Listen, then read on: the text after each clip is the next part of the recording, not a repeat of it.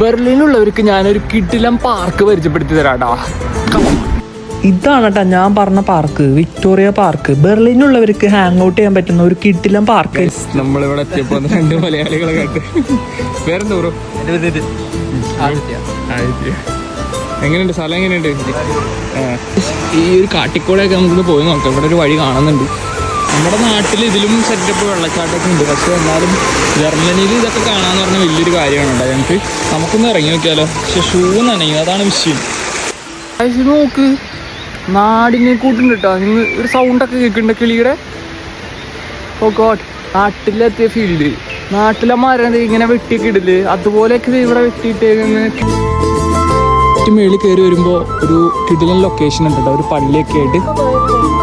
പള്ളിയല്ല, ഇത് നമ്മുടെ വോറിൻ്റെ എന്തോ ഒരു മെമ്മറബിൾ ആയിട്ടുള്ളൊരു കാര്യമാണെന്നാണ് പറഞ്ഞത് കേട്ടാ.